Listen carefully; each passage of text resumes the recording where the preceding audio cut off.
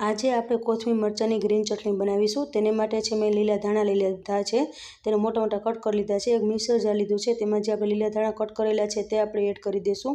હવે છે તેમાં મેં છે તે દાળિયા લીધા છે, તેની જગ્યાએ તમે ચણાનો લોટ પણ લઈ શકો છો, અને છે મેં લાઈલોન સેવ લીધી છે તે આપણે એડ કરી દઈશું। હવે લસણ લીધું છે, તેને ઝીણું કટ કરી લીધું છે તે એડ કરી દઈશું, અને મરચાં લીધા છે।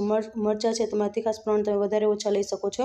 બે મરચાં મેં તીખા લીધા છે તે કટ કરી લીધા તે એડ કરી દઈશું, અને 1 ચમચી જેટલું છે તે નિમક લીધું છે એડ કરી દઈશું। 1 ચમચી જેટલી ખાંડ લીધી છે, અને છે તેમાં આદુનો ટુકડો લીધો છે તેને આપણે કટકા કરી લેશું।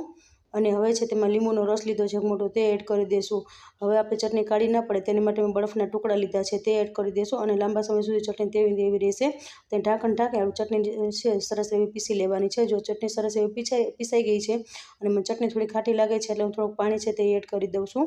પાણી એડ કરીને પાછું આપણે ઢાંકણ ઢાંકીને પાછી સરસ રીતે આપણે ચટણી છે તે પીસી લેવાની છે। ઢાંકણ ખોલી લઈશું। જો ચટણી સરસ એવી પીસાઈ ગઈ છે અને ચટણીનો કલર પણ એકદમ ગ્રીન એવો આવે છે, હવે તેને આપણે એક બાઉલમાં લઈ લઈશું। આ ચટણી તમે સેન્ડવિચ સાથે પણ ખાઈ શકો છો। ફૂલ વિડીયો ડિટેલ નીચે બાયોમાં લિંક આપેલી છે। તૈયાર છે લીલા ધાણાની ચટણી। And thank you for watching.